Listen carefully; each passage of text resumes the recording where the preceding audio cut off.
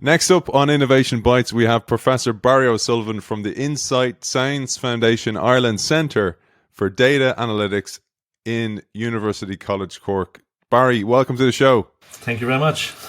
Barry, for our audience, was one of the early guests on the show when it started 7 years ago. So it's great to have you back on the show, Barry. And it's a lot of water under the bridge. One of the really interesting things has happened. I spotted an article and I really wanted to share it.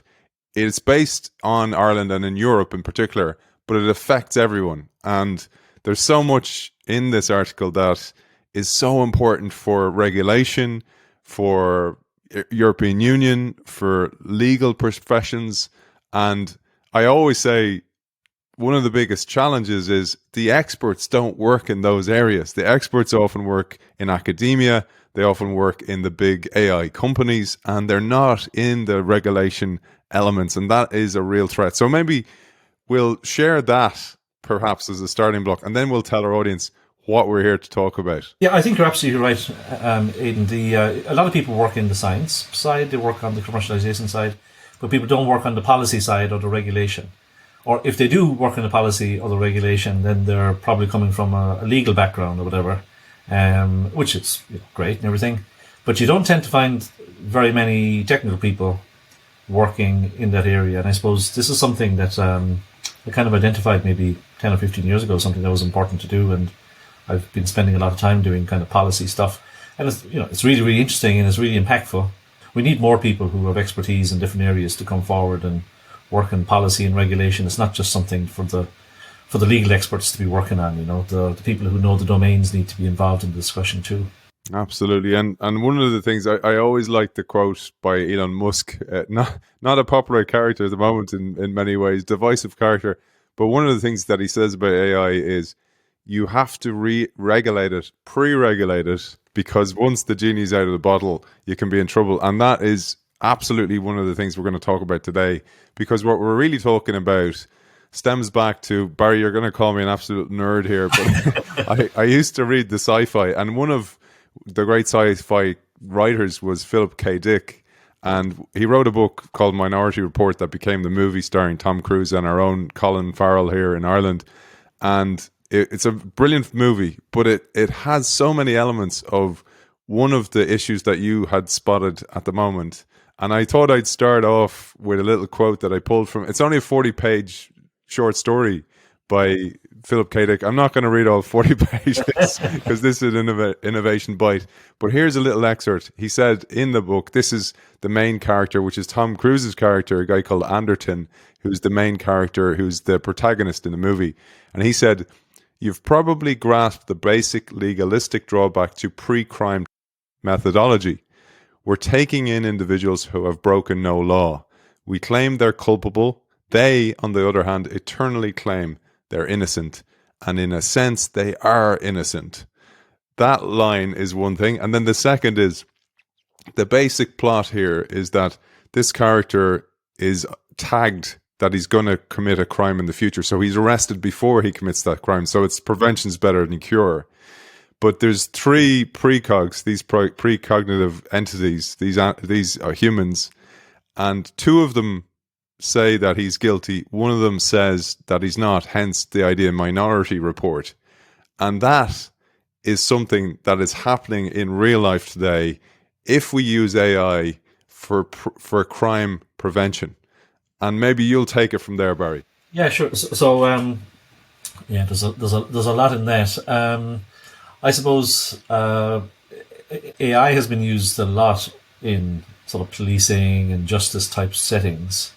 For example, in the US, people have heard of the Compass system. So the Compass system is a system that helps judges make parole decisions. And of course, there's been, and it does that using historical data of whether particular kinds of people have reoffended or not. So to what extent have they reoffended, and to what extent they should be given the benefit of the doubt when it comes to parole decision making. And there's lots of evidence that system is racially biased, for example. And of course, there's some evidence that it isn't, and that's part of the difficulty. What does it mean? But the problem is that AI systems always make mistakes, and so if you're an African American and you're being disadvantaged by the system, that's a serious thing. But even when these systems are even if they are accurate, even if you could perfectly predict the future, the question is whether you can or should use that information. This is the complex sort of interface between sort of artificial intelligence one side and ethics on the other, and what's the right thing to do.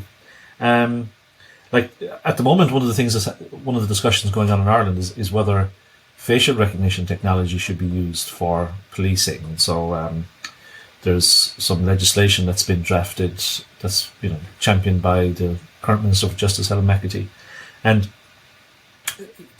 so essentially the idea is that as part of this Garda recording bill, that facial recognition technology could be used in policing. And so people might sort of say, well, if you can build, facial recognition seems to be good technology. I open my phone with it, for example. If I have a fancy car, a very modern car, you've probably got in-cabin monitoring that sort of tells you if you're being drowsy or, if you're falling asleep or, this kind of thing, which is helpful.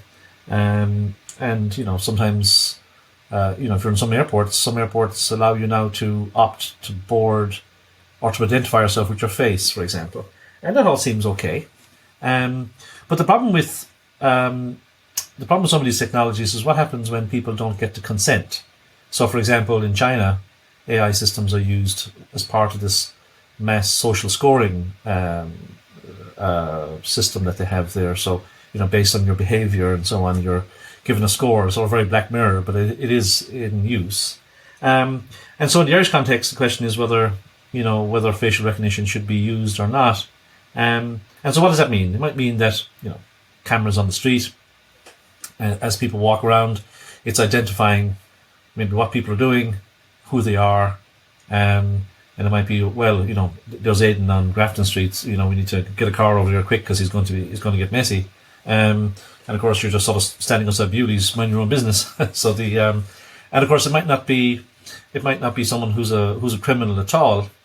And of course, fortunately, most people are not troublemakers, they're not criminals. And so you have to weigh up the benefits of these systems versus the risks. And this is where the ethics comes into play. And I guess one of the reasons why facial recognition and policing is so controversial is that the big question is whether the impact of the use of that technology on streets impacts innocent people disproportionately. And so what does that mean? If you knew that camera was on Grafton Street and it was recognizing your face, you might sort of say, well, you might say to your friends, actually, you know what, we won't meet outside Bewley's. Let's go over to Eddie Rockets instead because we know there's no cameras over there. And not that we have anything to hide, but we just don't like the idea of being watched. We just don't like that kind of thing. And so there, your privacy is impacted, your agency, your autonomy is impacted. And so, and while these systems might be able to detect criminals, you as an innocent person, you're changing your behavior because the technology is there. And it's regarded as unethical to do that kind of thing because the balance, the good does not outweigh the sort of impact. Now, of course, it remains to be seen what happens in Ireland. Whether you might say, well, hold on a second, I could use facial recognition to offline, so I could go into I could go to Dublin City Council and ask them, can I have the recording? Can I have that CCTV, please? And then can I search for a person of interest? And again, it's not clear. That's very different from doing it live. And of course, there's other extreme versions, which might be not so problematic. So here's a video clip of Grafton Street on Saturday. Aidan is on the missing list. Can we find Aidan? Has Aidan been on Grafton Street? And there's all of these different kind of there's a sort of sliding scale of use, but it's a really hot topic. And let's see what happens in Ireland. I and others are kind of pushing back against it, and pushing back not to, I suppose, ask that we kind of go about this properly and we consult people and we evaluate the options. But interestingly, in Europe, by the time the new AI Act comes into play, it certainly is going to be the case that real-time remote biometric identification will be illegal.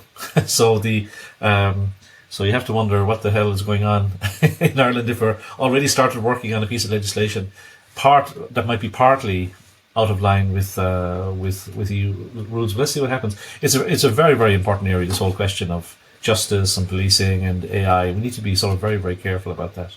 I wrote an article a while back, and I wrote it, I call it "The World as a Bat Computer," and it was based on, there's a scene in one of the Batman movies where, just like a bat has echolocation, he hacks into everybody's phone in Gotham City and turns all their cameras on so he can triangulate and catch a criminal. And I was like, well, that's what is happening kind of in China, because there's cameras everywhere, etc. But I always thought about that with some of the apps, for example, in the Android Play Store. Some of the apps that do facial recognition are being are used for nefarious reasons. So they're behind them are some Russian developers or some Chinese developers, and they're taking your facial recognition, your so when it's like morph your face and stuff like this. And I'm not a conspiracy theorist at all. Like I don't really subscribe to stuff like that, but I just think people need to be aware that those things are very possible. And when you're getting an app for free, you're paying with your data, which now is increasingly biometric. Yes, we all want to find the missing child, but there are exceptions to all of these regulations that allow for these sorts of things.